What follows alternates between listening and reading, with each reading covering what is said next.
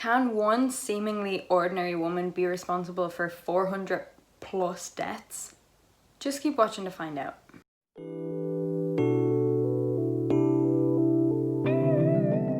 Hello you wonderful human, welcome back to my channel. If you're new here, please do subscribe, and if you're old here, I love you and hello again.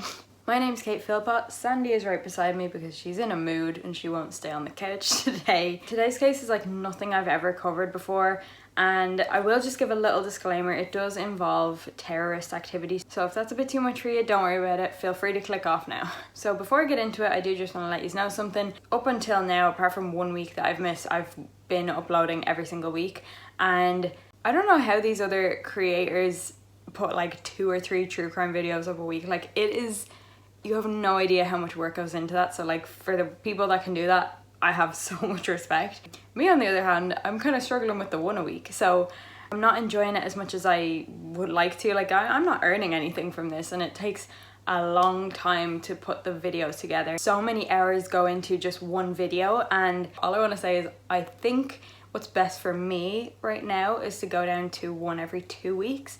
That way it just means I'm not stressing out about it. I can actually still enjoy the process, because I do love doing this, and I don't want the fact that there are deadlines like every single week to take away from my enjoyment of it and of true crime, because I haven't been watching like any true crime in my free time because I've been too overwhelmed by all the true crime that I'm consuming just to make the videos. And it'll also mean that my videos will end up being better because I will have more time to put into the research, and on top of that I won't have to keep putting all these other really important tasks off that I keep putting off because I have to film a video, or I have to edit a video, or I have to research for my next video, because it is constant. Just for the foreseeable future anyway, I think it's best for me to do 1 every 2 weeks.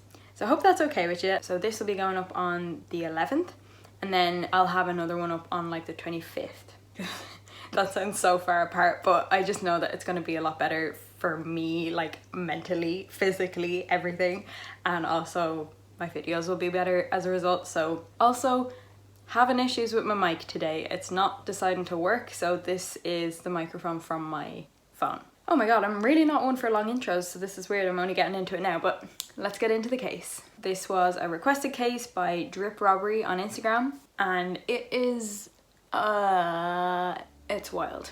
There was a Netflix documentary done on this case, and I'll tell you a little bit about that at the end, but for now, let's just get into the case. So this is the case of Samantha Lewthwaite. So in order to start off this case, I'm going to tell you a little bit about the 7/7 attacks. Basically, there was a series of coordinated Islamic terrorist attacks on the Tube in London. Unfortunately, it targeted the Tube during rush hour, which is... I've never been on the Tube during rush hour, but I've been on busy public transport, and I've heard specifically about the Tube that it is unbelievably packed, particularly at rush hour. So for terrorists, it's kind of a perfect location because it's really packed, and also you can't escape it. Like, people can't run away, they're inside a train with the doors closed. So this happened on the 7th of July 2005. 4 terrorists detonated their bombs in several different lines and in quick succession. One was on the Circle line near Aldgate and at Edgware Road, and the other is on the Piccadilly line near Russell Square. 52 civilians of 18 different nationalities were killed during the attacks. And on top of this, more than 700 were injured. So this became the UK's deadliest terrorist attacks since 1988. So there were victims from the UK, Poland, Italy, France, Ghana, the US, Australia, Afghanistan, India, New Zealand, Mauritius, Romania, Nigeria, Sri Lanka, Turkey, Iran, Grenada, Israel, and Kenya. They ranged from 20 to 60 years old and had an average age of 34. Unfortunately, at this point, there had been several delays in the morning rush hour, and several of these people that died on routes they wouldn't even normally take. Almost an hour after these first 3 bombings, another bomb was detonated in the top of a double-decker bus near the back. This was on the number 30 route from Marble Arch to Hackney Wick. Witnesses reported papers and half a bus flying through the air. And 2 injured passengers that survived said that they saw a man exploding on the bus. Passers-by were also injured by the explosion, and surrounding buildings were damaged pretty badly by debris. It's so horrific because the extent of the damage that was done to victims' bodies and everything made it so there was quite a delay in announcing the eventual death toll. So they ended up getting a replacement bus for this bus, and they called it the Spirit of London, which is just kind of, it's nice and it's meaningful. But in 2012, this bus was set on fire in an arson attack. It was repaired and refurbished at great expense, £60,000 to be exact, and thankfully it re-entered service in 2013. But the thing about this is, first of all, why would you set a bus on fire that has such meaningful history to it? Like, it's just so disrespectful. And the people that were charged with this were two 14-year-old girls. That's not necessarily related to the case, but I just think that's so awful. Alright, so the attackers included the following. So we had Mohammed Siddiqui Khan, who is aged 30, and he was kind of the ringleader of the event, if you could call it that. He lived in Leeds with his wife and young child, where he worked as a learning mentor in a primary school. And his blast killed 7 people, including himself.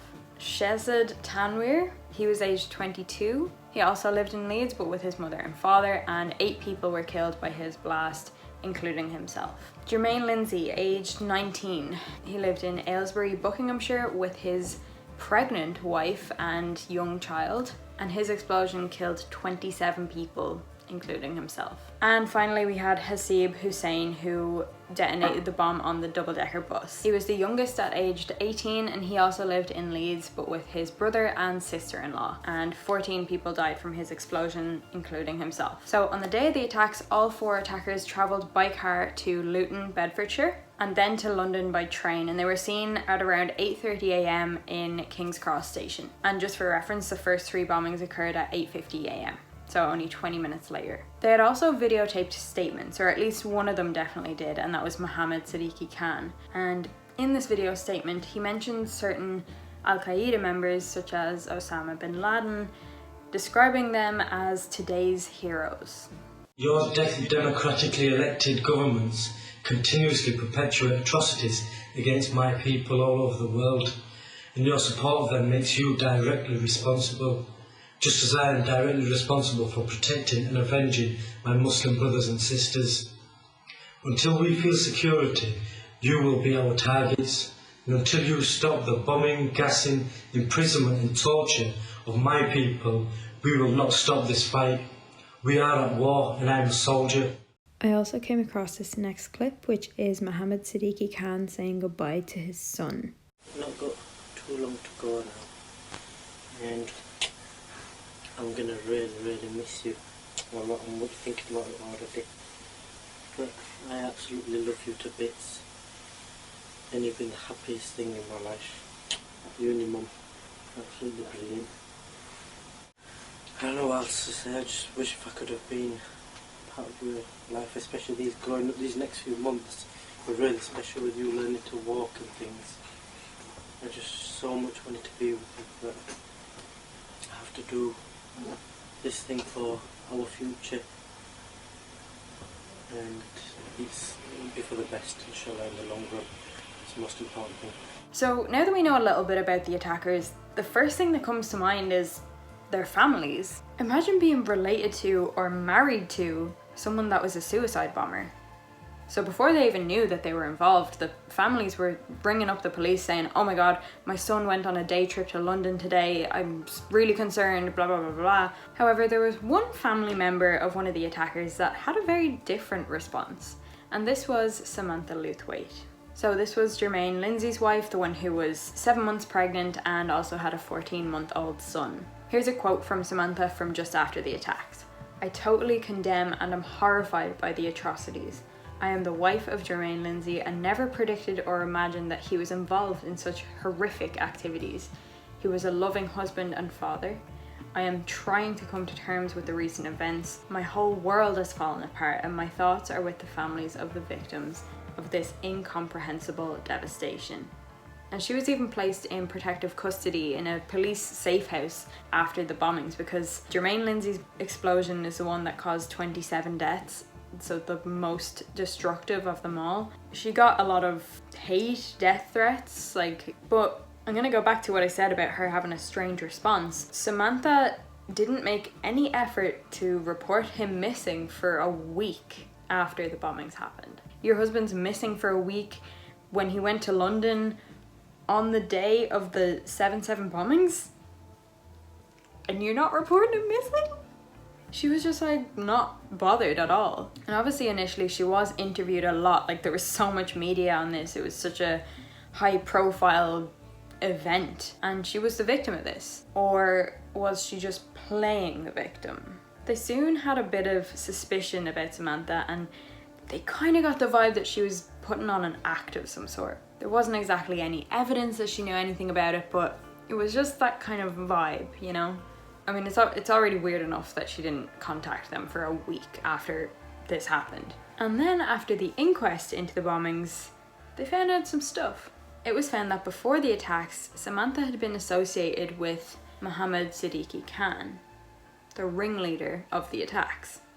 But after being interviewed, Samantha went off the radar, and her whereabouts were unknown for 6 years.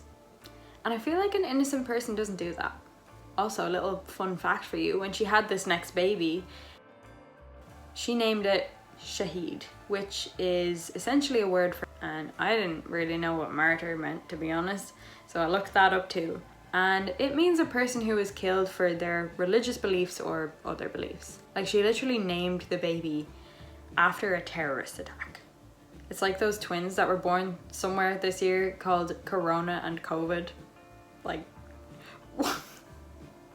Alright, so before I get into what happens next, I'm going to give you a little bit more background on Samantha herself. She was born in Northern Ireland in 1983 and she grew up there. Now this would mean that she grew up in an area with a significant amount of political unrest, because Northern Ireland in 1983, you were smack bang in the middle of the Troubles. But essentially, for anyone that doesn't know, it was a period between 1968 and 1998 where there was a divide between the nationalists, who were Roman Catholic, and the unionists, who were Protestant. And basically there was a lot of violence, a lot of car bombings and stuff like that. It was just not good. And even to this day, people still aren't okay.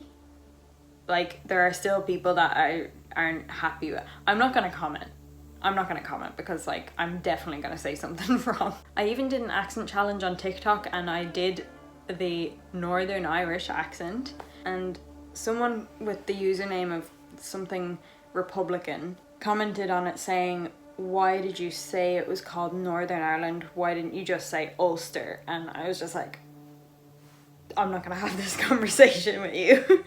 It's still a dodgy and sensitive topic to bring up, so I'm gonna move on. Anyway, Samantha's father was kind of involved in the whole Troubles thing because he was a British soldier. So moving on, Samantha moved to Aylesbury at the age of 11. And this town's Muslim population was about 8.3%, so that's relatively high for the UK. And that'll come in a little bit later, but after moving here, her parents divorced, and this affected Samantha very badly. And some of Samantha's neighbours were a Muslim family, and she actually got a lot of comfort from spending time with them and observing how strong their family network was.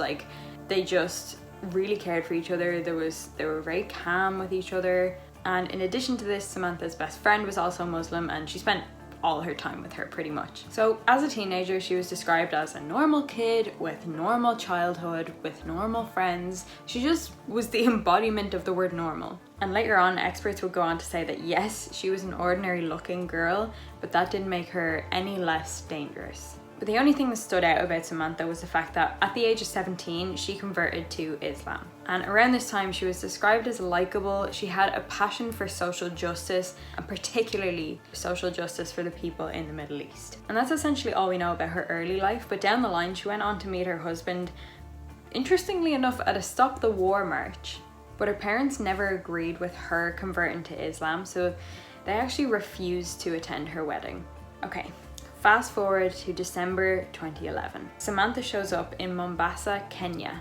And it was around this time that the authorities received intelligence reports that there was a group of guys planning an attack on Mombasa. So of course they worked tirelessly to find out more about it, who these people were, where they were, and they managed to track them down to a 2-bedroomed house. And when they searched this house, yeah, they found chemical containers of acetone, hydrogen peroxide, and a large battery or power source. All of the things that were required for making explosives. Now my guess is that there are several ways to make explosives. Truly, I don't know.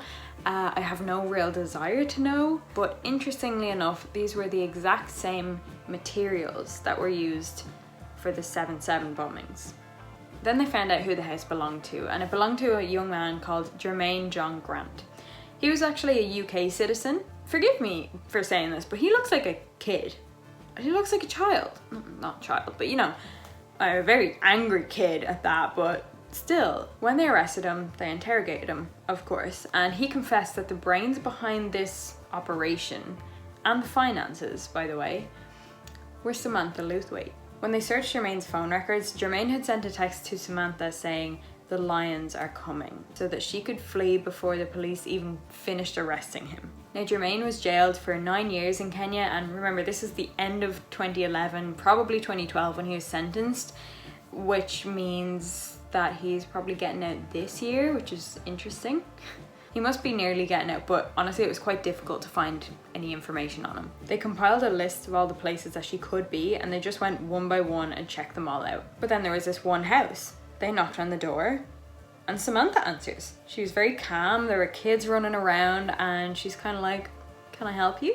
She was surprisingly very obliging. She was happy enough to speak with them, she was happy enough to show them her ID, but when she did show them her ID, it said that her name was Natalie Faye Webb, and that she was a South African citizen. But at this point, these were the authorities in Kenya. They didn't realize that she had been connected to the 7/7 bombings. So to them at this point, this was an isolated incident, and she was thought to be linked to an attack that hadn't happened yet. I'm not downplaying it. I definitely think that several people would have lost their lives if that attack had taken place, but no crime had been committed yet.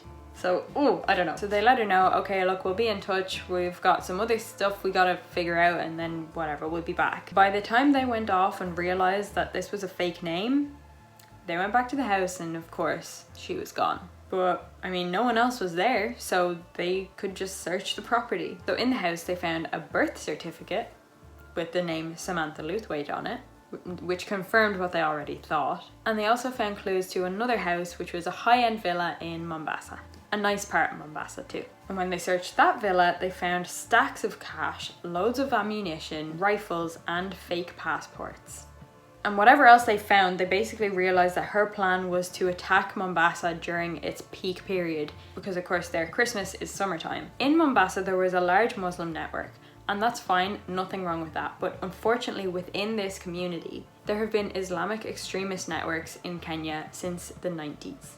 And then whatever way things panned out next, she disappeared again. So fast forward 6 months to June 2012, the Jericho bar attack. This was a very popular bar. Politicians, people in the government, powerful people like to go there. It was just like, not in the big city, it wasn't like a very commercial area or anything, it was more a local bar, but it was very popular. That night there was a Euro 2012 football match on, so it was absolutely jammers. And one witness came forward saying that he noticed a white woman in a hijab in the bar. The only reason he noticed her was it wasn't really common to see a white woman, let alone a white woman in a hijab, around this area, so she kind of stood out to him. And he said that she had a very determined look on her face. And when he got closer, he noticed that she had blue eyes. But only moments later, there was a blast.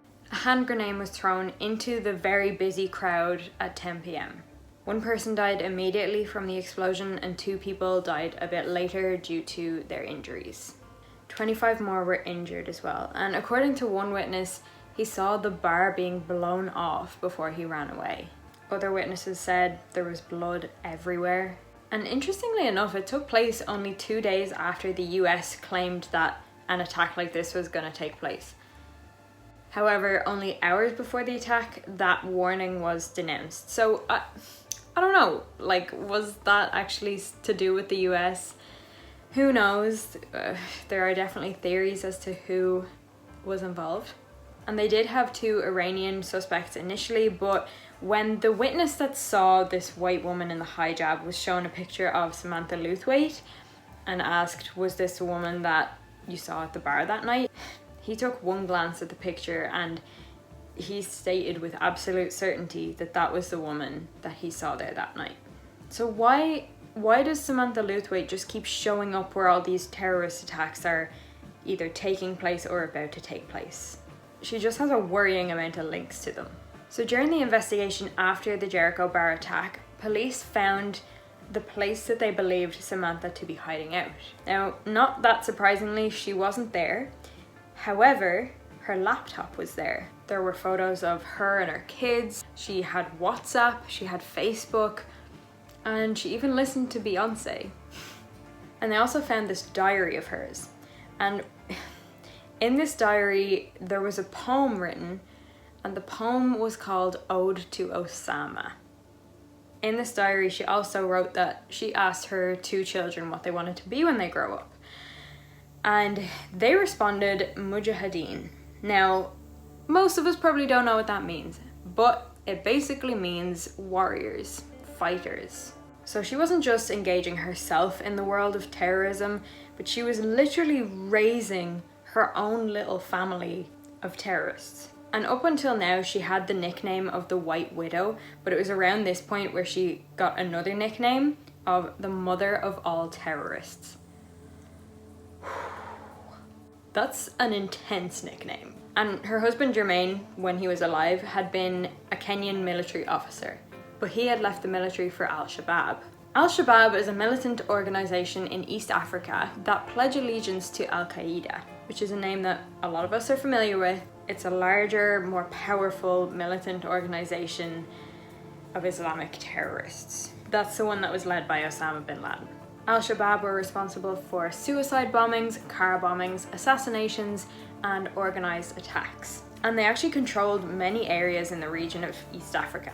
Now somehow, I honestly have no idea how she managed to do this, but Samantha managed to gain a bit of power in the Al-Shabaab. She even became pretty senior in the group. And obviously anyone who's high up in a group like that, they have a lot of power and they are more than happy to use it in dangerous and horrific ways. So moving on to the 21st of September 2013, and this is when the Westgate Mall attack happened. This was a shopping centre in Nairobi and it was just a normal day. There was a MasterChef competition for kids on the rooftop. Other people were going to the cinema, other people were ordering food in restaurants, other people were just shopping, other people were in work. All of them probably just engaging in very wholesome activities. But unfortunately at 12:30 p.m, several gunmen opened fire inside the Westgate Mall. It's only in the last few days that CCTV footage has emerged, which shows us the moment of sheer terror when the gunmen first strolled into the Westgate Mall, firing randomly at shoppers. Men, women and children running for their lives down the aisles of this supermarket. Here, one of the gunmen calmly shoots a man. They appeared totally composed and took time to lay down their guns when it was time for Muslim prayers. They just walked in very calmly and just started shooting at anyone that was in their way. And just the first report said that 22 people were dead and many more injured. The attack was described as a classic Al-Shabaab attack, and in the end 71 civilians lost their lives that day. And on top of this, over 200 were injured. Just after the attack had started, this woman had played dead with her children. In this footage, we see a policeman trying to persuade them to come out from their hiding place. 9-year-old Sai Wambua wanted to be sure who the man was. I raised my head up and I asked him a few questions. I asked him if he's one of the bad guys. He says, no, baby, I'm one of the police and I'm not the bad guy and I'm here to rescue you. He managed to persuade them it was safe. They still looked terrified as they looked around for danger and then escaped. Their 4.5-hour nightmare finally over. Now, intelligence reports suggested that a British woman and 2 to 3 American citizens may have been involved in the attack. Then what happened was, obviously everyone who could help wanted to help. So the police showed up and the Kenyan army showed up. And because of the lack of communication between those two groups, This caused a bit of confusion because nobody could really tell who was in what group, who were the good guys, who were the bad guys, and unfortunately this confusion ended up helping the shooters. Following this, the attack became not just a shooting, but also a siege. The siege lasted 4 days, and about 3 days in, people were kind of freaking out that it was still going on. They needed to put a stop to it in some way, and the idea was maybe they would collapse the building in on top of them, so blow up the pillars that kept the building upright. But the problem with this was there were still 60 people that were missing and unaccounted for. It was unknown as to whether they were alive or dead. They could have been alive and held as hostages inside the shopping centre, so they couldn't just collapse the whole building on them. But eventually, 4 days in, they managed to shoot and kill all 4 of the terrorists. But as I'm saying that, there was a bit of confusion as to whether there were 4 or 5 or even up to 12, but whatever the case, they managed to kill all the terrorists and it was safe again. Now, what did this have to do with Samantha Lewthwaite? Well, the details are unclear, and of course, if you're a mastermind terrorist and you're the brains behind these huge terrorist attacks, you're not exactly gonna be over here like, hey, and like making it easy to A, link you to the crimes, and B, to find you. So it was uncertain, but there were definitely links to Samantha Lewthwaite. And look, I tried to find what they were, and I couldn't. At least from what I could see, there was nothing that really, you know, oh my god. Essentially, with the Westgate Mall attack, she was supposedly the brains behind the operation. Remember, she had become pretty senior in the Al-Shabaab, and this was an Al-Shabaab attack. And at this point, Samantha had been very much associated with several extremist circles. There were 8 Islamic preachers in the area who at this time were spreading very corrupt, concerning, disturbing messages. And the scary thing was that people were actually following them. I don't understand. It goes back to the Holocaust as well, like the brainwashing that goes on. It's like, how does a person get brainwashed into being capable of committing these horrific terrorist attacks? But following the Westgate Mall attack, an international red notice arrest warrant was issued for Samantha Lewthwaite, and this is at Kenya's request. So from here, everyone was looking for Samantha. Interpol are looking for her, the CIA are looking for her, MI5, MI6, everyone you can think of that has the power to arrest other people was looking for her, essentially. So following this, she more than likely attempted to get out of Kenya, because that's where everyone was really looking for her. And whether she was successful or not at this, we really don't know.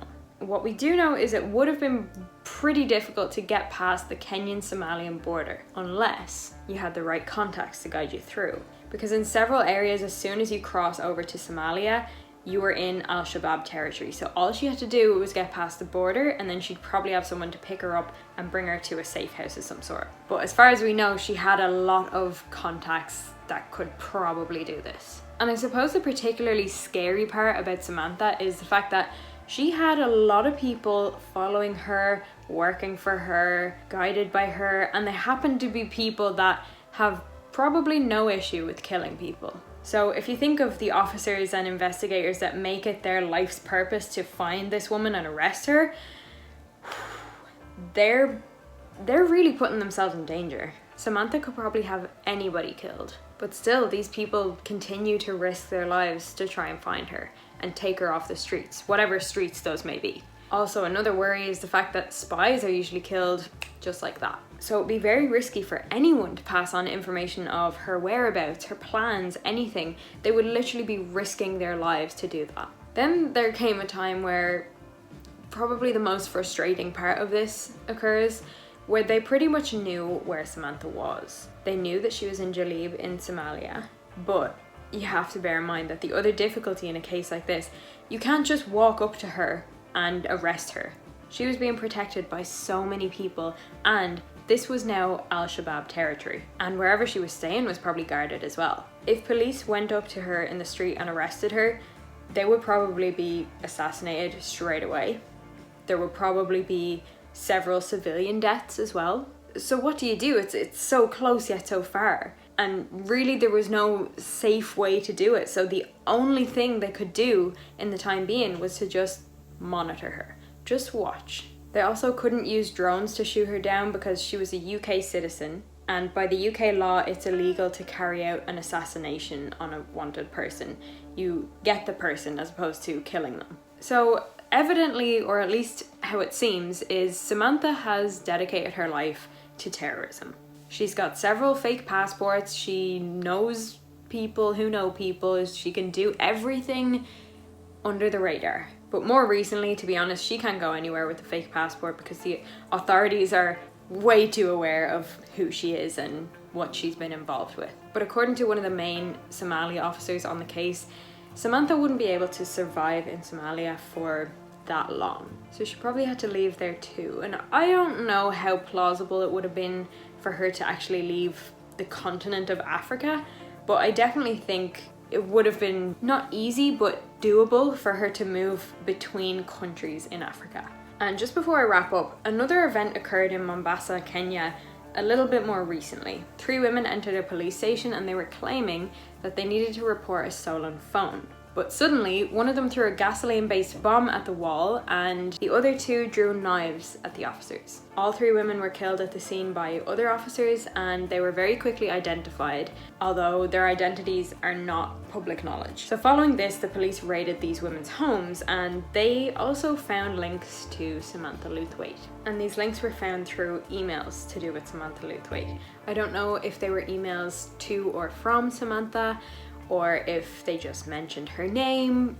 We don't really know, but there were definitely links there. So I will just say that in 2014, a report came out that basically led us to believe that Samantha was dead. She had allegedly been killed by a Russian sniper on a recruitment trip to the Ukraine. However, Ukrainian officials denied this report. And to this day, Samantha's whereabouts are unknown and the whereabouts of her children are unknown. And bear in mind, I'm not exactly sure what ages they'd be, probably 15 and 16, 17. They could easily be dangerous now too. But I will just say, the Netflix documentary was called World's Most Wanted, and I think it was the 3rd episode. It's called Samantha Lewthwaite, so it's easy enough to find. But at the end of this documentary, there is a message that states, individuals depicted in this documentary have not been judged in a court of law, and are therefore presumed innocent until proven guilty. And that was something that really made me think, because when I watched the Netflix documentary, they were basically saying it as fact, like they know she was involved with all of these things, but they didn't exactly present any evidence to prove that she was involved or that she was the brains behind this. Particularly with the Westgate Mall attack, all that's said about her is that there are links to her. They don't say what they are, it's just kind of, oh yeah, another terrorist attack occurred and there's links to Samantha Lewthwaite. But what are the links? Like, I don't know, is it just not public knowledge, or I don't know. But it's just, it kind of made me think, I'm like, well, how guilty is she? There's certainly a lot of debate over the amount of involvement she's actually had. It's like, was she just in the wrong place at the wrong time? Did she just always know the wrong people? Like, it's a little far-fetched, but, and think about it this way. Let's just say for a second that she's innocent of these crimes, that she's not the brains behind any terrorist attacks at all. She's still going to be in hiding because she's one of the world's most wanted people. She can't come out and just tell her story because nobody's going to believe her, no matter what. No matter how good the story is, no matter how innocent the story would make her seem. What do you think about that part? Because honestly, I'm a little torn. Alright, that brings me to the end of this video. It was a very different type of case for me to cover, and I hope I did it justice, because obviously there were a lot of different moving parts with it. There's Samantha herself, then there's like 4 different terrorist attacks, and just a lot. It's a lot. But the main thing I want to know is, like, honestly, do you think she was really involved? Do you think that she was the one that made these things happen, or is she just like a scapegoat for the media? It's like, well, she's in the wrong place at the wrong time, she knows all the wrong people, so she's definitely the brains behind this. Do you think that? I'm honestly, I don't know. But let me know what you think in the comments down below. Thank you so much for watching this video. If you did enjoy it, please give me a like and subscribe. Like I said before, I will be going down to a video every second week from now on, if that's alright. Sorry, gotta be done, but I do think my videos will be better for it.